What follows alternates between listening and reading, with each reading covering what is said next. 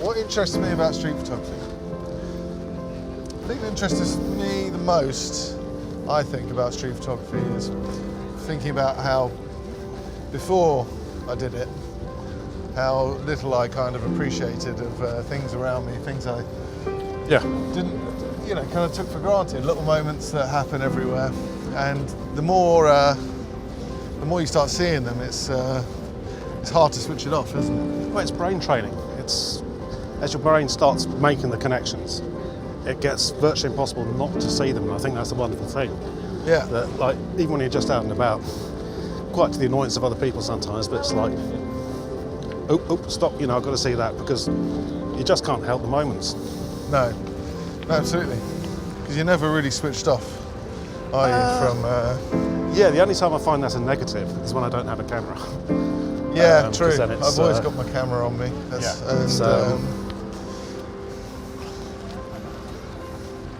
Yeah, I think that's one of the great things about the GR.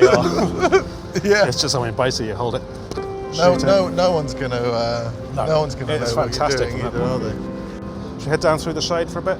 Yeah. And have a look through the tunnels? 100%.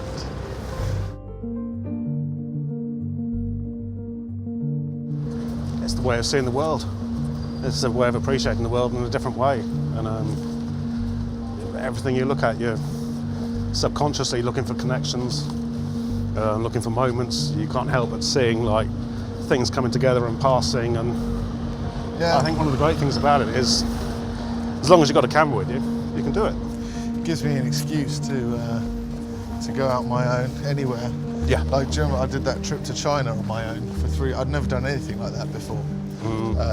It was because of photography as an excuse, to kind of go and do it. Well, I think that's one of the beautiful things, because when you're just out with yourself and you're walking and you're looking, it's almost like a pure Zen kind of concentration that overtakes you, and other things in life can fade away, and you just, for want of a better term, get in the zone. Yeah, and it's mentally liberating. I was speaking to a friend of mine who told me I should do yoga. Oh, really? Or meditation, because it puts you in it. And the way he was describing it, actually, it kind of reminded me of street photography, of the process of being present and apart from you get a tangible benefit at the end of it. Yeah, exactly. You're not just a bit more supple. Yes, or achy. Yeah, the only part of me that's supple is shutter finger. Yeah, I tend to get really bored of things quite quickly. Right. In life.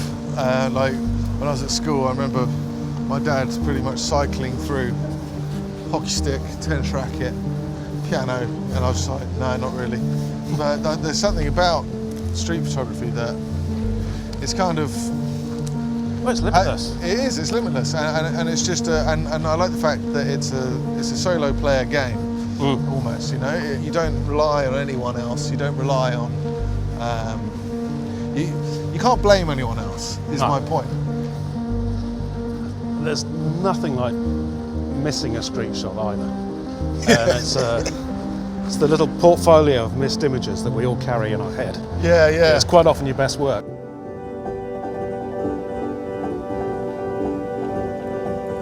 So what do you like about the situation? Well, we both stopped here. It's the light. It's the light. It's the light. It's like street photography, you also become half moth, just like attracted to random pieces of light. But it's one of those situations where the sun is directly above at the moment. You've probably got about a 15-minute shooting window before it's shifted over enough. Yeah. I like the contrast between the black stripes of the steps and the white, the kind of lighter coloured bits on the top. It gets that kind of, those highlights get picked up. Yeah, if those leaves come down again, it'd be wonderful. Yeah, that was amazing. And those blown out highlights on the rails were ridiculous. Yeah, and that's the thing where you've got about 10 minutes left, isn't it? Yeah, there's a lot of... I like how he's walking up the stairs, look at that. What's up with that? Some people kind of dance with it, don't they? Having people to interact and discuss, work and ideas and concepts with, because I mean, you can look at your own work and think, oh, this is absolutely fantastic, and someone looks at it and goes, well, have you thought about this, or have you thought about that? And it can be one of those life-changing moments where you think, oh my God, yeah, actually you're right. Yeah, totally. Fresh perspectives on what you're doing. Yeah. I think are absolutely vital. Yeah, and I guess SPi was just a kind of, it seemed like it should have already existed. Yeah. And I think the way that it was kind of taken up, I think there was a clear gap in I mean, we never saw it as a market, did we? No. It was just as a passion project, and there was definitely like a lack of, I don't know, like current work being shown. I mean, yeah, a lot of it was just down to if you were in a collective or not. Yeah. It's been amazing seeing how SPi has gone from something that was just an idea in a pub, pretty much, to being a kind of hopefully a platform to give people a bit of exposure and a voice. Yeah.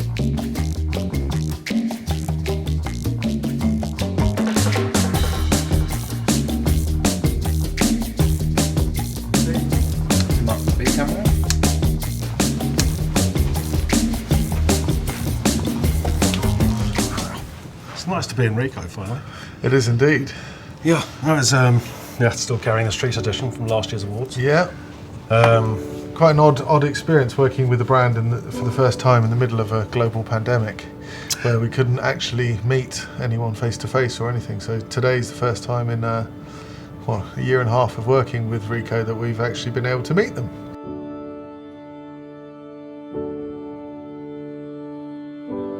Well, it's nice that we have an ongoing relationship with them, because when you look at the way that they were with last year's winner and finalists and the ongoing relationship that they developed with them.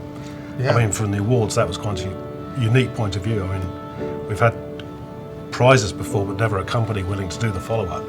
So I think it makes sense because of the product being so street photography focused and our audience being so street photography focused. It's quite a nice pairing there, and it's been interesting seeing the RICOH Instagram feeds where they encourage people to enter the challenges and to submit work, and seeing how people have actually, they are going out being encouraged to use their cameras more. I think one of the other nice aspects of the continuing relationship that the photographers have with RICOH is, in previous years, we've given out the prizes and the awards and that's it, basically no more. But we've been able to see how the photographers are developing,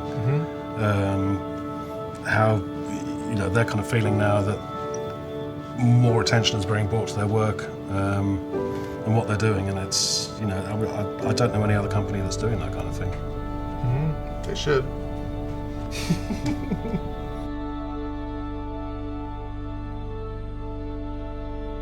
It was interesting though. Last year, with Dennis Cherham, who won, we were like, yeah, and that was interesting, because I think it was harder on some of the other years where we had particular favourites, but yeah, well, his work's quite outstanding, and it's also, there's a real photographic intelligence that comes through his work, which really stood out. I mean, it would be fun to shoot with him a day and to see the way that he looks and stuff, because I know it's different to how I look.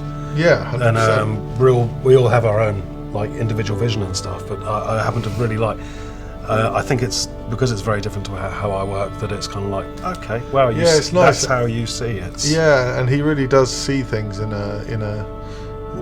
You can see his working, if you know what I mean. You can see how his mind thinks when you look at it. But that for me is always the most exciting thing about. And if I can see how a photographer's mind is working when I look at the picture, they're doing their job well. Then it's like, wow. Yeah, it's not just a random occurrence. We can all take a random occurrence, but when there's actually a thought pattern behind the picture, and you can see like they must have thought that, then took that, and that's one of the aspects of street photography I absolutely adore. Yeah, I must admit, it came in bucketfuls with Dennis. It was yeah, absolutely. Yeah, and this is the new one.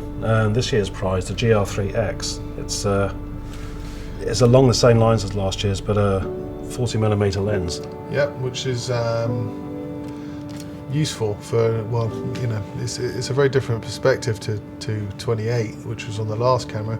I personally use 24mm and 50 as my kind of go-to, so it's quite close, and I think it's it's a useful perspective for sure. Yeah, I mean, if I had to, I mean, you know, a 40mm it's just that jump up where you're not getting so much side information on top and bottom and stuff. You can get that you can get more separation from subject and background. That kind of. I mean, for a street camera, they're just beautifully designed. They're simple. They're practical. Everything's where you need it, and basically, you know, it's a one-handed absolute joy to use. So, yeah, for a street photography awards and a prize, it doesn't get much better.